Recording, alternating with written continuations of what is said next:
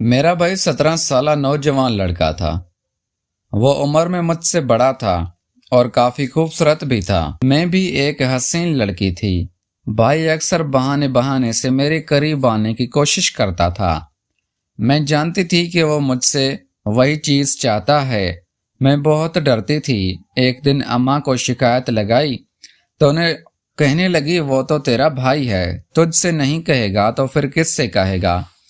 वो तो तुझे बेहद प्यार करता है। मैं अम्मा की बात पर हैरान थी। ऐसा कौन सा भाई बहन का प्यार होता है जिसमें एक भाई अपनी जवान बहन पर गंदी नजर रखे? उस दिन मैं घर में अकेली थी जब भाई मुझे मनाने की कोशिश करने लगा। मैं खुद प्यार के लिए तरसी हुई थी। वक्ती तौर पर अपने जज्बात को काबू में ना रख सकी। मैंने कहा, भाई आप जो भी काम करेंगे, जैसे भी करेंगे, मुझे कोई तकलीफ नहीं है, लेकिन आप काम करते हुए जल्दी बिल्कुल भी नहीं करेंगे। मैं तो भाई को बच्चा समझकर उससे ऐसा समझ रही थी, लेकिन उस वक्त मेरे होश उड़ गए जब उसने एक रात में 4 दफा। 16 साल की एक जवान लड़की हूँ। मेरी माँ मेरे सामने दुल्हन बनी बैठी थी। मैं हैरत से अपनी माँ को तक रही थी। मैं इतनी छोटी नहीं थी कि ये बात ना समझ पाती कि मेरी अम्मा की दूसरी शादी हो रही है, लेकिन इतनी बड़ी भी नहीं थी कि इस बात को कबूल कर पाती।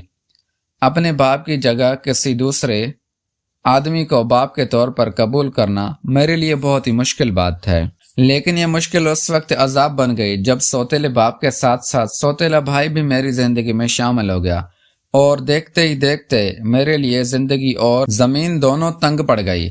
मेरी अम्मा रुखसत होकर नए घर जाने लगी तो मुझे भी अपने साथ ले गई। घर में दाखिल होते ही सबसे पहले एक लड़के ने आकर अम्मा को सलाम किया। अम्मा ने मोहब्बत से उसकी तरफ देखा और फिर मुझे देखकर कहने लगी, ये तुम्हारा भाई मुश्ताक है, आज तुम इससे अपने भाई के साथ प्यार मोहब्बत से रहना। अम्मा की बात पर मैं हैरान रह गई थी। अचानक ही मेरा भाई कहाँ से आ गया था, और फिर मुझे समझ आया कि वो मेरे सौतेले बाप का बेटा है, जिससे अम्मा ने मेरे भाई का दर्जा दे दिया है।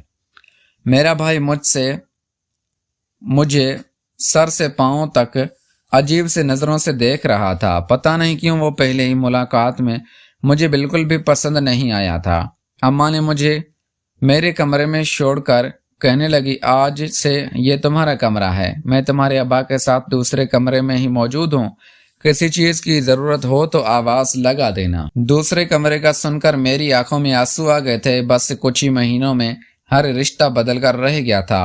अम्मा मेरे सौतेले अब्बा के साथ अपने कमरे में चले गए थे, और फिर थोड़ी देर बाद ही मुझे प्यास महसूस हुई तो मैंने देखा कि कमरे में पानी मौजूद नहीं था। मैंने अपनी माँ को आवाज लगाई, लेकिन अम्मा तो मेरी आवाज पर आई ही नहीं। पानी की प्यास बढ़ने लगी तो मैं खुद ही कमरे से बाहर निकल आई। ये घर मेरे लिए बिल्कुल नया था, इसीलिए मैं अंधेरे में ही बावर्ची खाना तलाश कर रही थी। अचानक ही मैं किसी के वजूद से टकरा गई थी, और उससे पहले कि मैं जोरदार चीख मारती, किसी ने अपने हाथ से मेरा मुंह दबाया था। मेरा दम घुटने लगा था। फिर कोई मेरे कान के करीब हुआ और आहिस्ता से कहने लगा कि शोर मत मचाओ, अम्मा अब्बा परेशान हो जाएंगे। मेरी सांस बुरी तरह रुकने लगी थी और ये आवाज में पहचान गई थी कि ये कोई और नहीं बल्कि मेरा सौतेला भाई मुश्ताक है। छुड़ाने की कोशिश की तो उसने मुझे आहिस्ता से छोड़ दिया और कहने लगा, इतनी रात को कमरे से क्यों निकली हो? मैंने घबरा कर उससे कहा कि मुझे पानी चाहिए था, तो वो खुद मेरा हाथ पकड़कर बावर्ची खाने में ले गया और पानी का गिलास मेरे हाथ में थमा दिया।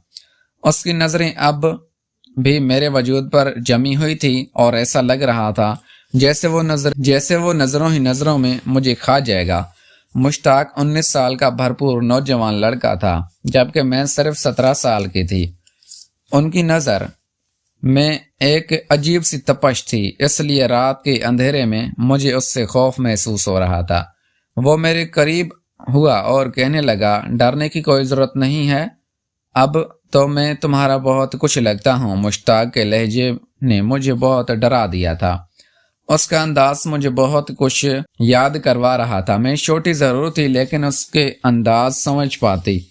इतनी भी कम अकल ना थी میں نے بمشکل حلق سے پانی اتارا اور واپس بھاگ کر اپنے کمرے میں آ گئے۔ میرا وجود بری طرح کانپ رہا تھا۔ پہلی ہی رات اس گھر میں مجھ پر بہت بھاری پڑی تھی۔ مجھے کمرے میں بیٹھتے تھوڑی ہی دیر گزری تھی کہ کمرے کا دروازہ بجنے لگا۔ میرا دل بہت کانپ رہا تھا۔ مجھے یقین تھا کہ دروازے پر مشتاق ہی موجود ہوگا، اسی لیے میرا دروازہ کھولنے کا کوئی ارادہ نہ تھا۔ دروازہ بار بار دستک ہو رہی تھی اور میں اپنے آپ میں سمٹتی ہی چلی جا رہی تھی۔ میری آنکھوں میں آنسو آ رہے تھے، نہ جانے میں کہاں پھنس گئی تھی۔ اور پھر کافی دیر بعد مجھے ماں کی آواز سنائی دی۔ وہ میرا نام پکار رہی تھی کہ دروازہ کھولو تو نیلی اماں کی آواز پر میری جان میں جان آئی اور میں نے جلدی سے دروازہ کھول دیا۔ اماں نے مجھے سینے سے لگایا اور پوچھنے لگی کہ میں نے اتنی دیر کیوں لگا دی۔ میں نے اماں سے کہہ دیا کہ مجھے ڈر لگ رہا تھا۔ اماں ہنس کر کہنے لگی کوئی بات نہیں، آج اس گھر میں تمہاری پہلی رات ہے نا، اس لیے۔ میں نے ایک نظر اماں کے چہرے پر ڈالی جہاں مجھے خوشی نظر آ رہی تھی۔ اماں اپنے دوسری شادی پر بالکل بھی مطمئن تھی، لیکن مجھے اپنے سوتیلے بھائی کی موجودگی پریشان کر رہی تھی۔ اماں یہ دیکھنے کے لیے آئی تھی اور مجھے دیکھ کر واپس لوٹ گئی تھی۔ میں نے کمرے کا دروازہ دوبارہ اچھی طرح سے بند کر دیا تھا، لیکن پھر تو روز ہی ایسا ہونے لگا تھا۔ میں شام ہوتے ہی اپنے کمرے میں بند ہو جاتی اور اچھی طرح دروازہ بند کر لیتی، کیونکہ مجھے مشتاق سے خوف محسوس ہونے لگا تھا۔ وہ سارا دن مجھے جن نظروں سے گھورتا تھا، وہ نظر مجھے اپنے وجود کی آر پار ہوتی ہوئی محسوس ہوتی تھی۔ مشتاق میری خوبصورتی کی تعریف کرتا اور مجھے احساس دلانے کی کوشش کرتا کہ میں بچی نہیں ہوں بلکہ بڑی ہو گئی ہوں۔ اماں کی موجودگی میں اس سے شریف بن جاتا جیسے اس سے زیادہ نیک اور کوئی نہیں۔ اماں کی شادی کو ایسا ہی ایک مہینہ گزر گیا تھا اور اس ایک مہینے میں اماں نے مجھے میرے سوتیلے باپ کے سامنے بہت کم آنے دیا تھا۔ مجھے اس بات کا اندازہ ہو گیا تھا کہ میرا سوتیلا باپ مجھے بیٹی کی شکل میں اپنانا نہیں چاہتا تھا اور اس لیے مجھے امی اس کی نظروں سے دور رکھتی تھی۔ دوسری طرف میرا سوتیلا بھائی اس قدر مجھے پریشان کرتا، میرے آگے پیچھے گھومتا رہتا۔ کئی دفعہ میں نے یہی بات اماں سے کہنے کی کوشش کی، لیکن اماں ہمیشہ مجھے یہ کہہ کر خاموش کروا دیتی کہ تم زیادہ ہی سوچتی ہو، ایسا کچھ نہیں ہے، وہ تو تمہارا بھائی ہے اور تمہارا خیال رکھنا چاہتا ہے۔ وہ جس طرح میری ہر بات کو نظر انداز کرنے لگی تھی، میں خاموش ہو گئی تھی اور جیسے تیسے اس گھر میں دن گزارنے لگی تھی۔ ایسے ہی ایک دوپہر میں چھت پر صفائی میں مصروف تھی کہ جب بھائی مشتاق نیچے سے چلا آیا اور اچانک اتنا قریب آ گیا کہ میں سمجھ نہ پائی اور میں اس سے ٹکرا گئی۔ اس کی اس حرکت پر جہاں مجھے غصہ آیا وہیں وہ زور زور سے ہنسنے لگا۔ میں فوراً 2 قدم پیچھے ہٹی اور غصے میں کہا کہ یہ کیا حرکت ہے۔ میری بات سن کر وہ انجان بن گیا اور کہنے لگا کہ میں نے کیا کیا، خود جان بوجھ کر مجھ سے ٹکرائی ہو اور اب بولی بن رہی ہو۔ اس سے پہلے کہ میں اس سے کوئی جواب دیتی، اماں چھت پر آ گئی اور کہنے لگی نیلی، تو جس کام میں لگی ہے اس میں لگی رہ جاتی ہے، میرے ساتھ نیچے چل، اور بھی کام ہے۔ میں اماں کو بتانا چاہتی تھی کہ مشتاق جان بوجھ کر میرے ساتھ گھٹیا حرکت کرتا ہے، لیکن اماں کو تو میری بات سننے کا وقت بھی نہیں تھا۔ اماں نے میرا ہاتھ پکڑا اور مجھے کھینچتے ہوئے نیچے لے آئی اور میری آدھی بات بیچ میں ہی کاٹ دی اور کہنے لگی بھائی ہے وہ تیرا، اس کی شکایت کرنے نہ بیٹھ جانا۔ ایک تو وہ تیرا اتنا خیال رکھتا ہے اور تو ہے کہ اس سے برا بھلا کہتی رہتی ہے۔ جو تھوڑا بہت مذاق وہ کر لیتا ہے اس سے دل سے نہ لگایا کر۔ اماں مشتاق کے خلاف کچھ ہی نہیں سننا چاہتی تھی۔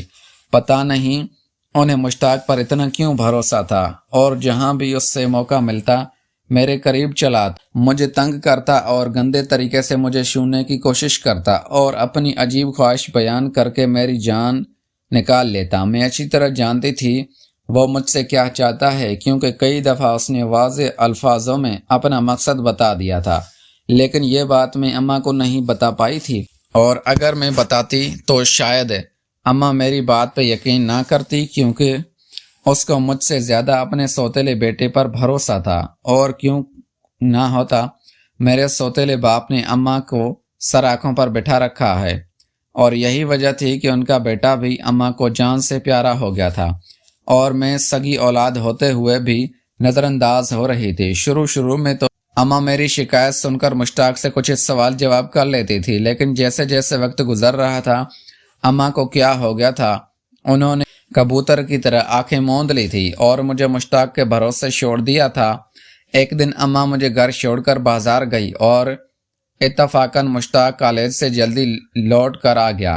اس سے تو موقع مل گیا تھا، نہ ہی اماں گھر پہ تھی نہ ہی ابا۔ وہ مجھے دیکھتے ہی میرے پاس آیا اور کہنے لگا، نیلی تو تم بہت خوبصورت ہو، اگر تم چاہو تمہاری یہ خوبصورتی تمہارے کام آ سکتی ہے، دیکھو نا میری بات مان لو، آخر کب تک یوں ہی نخرے کھاتی رہو گی؟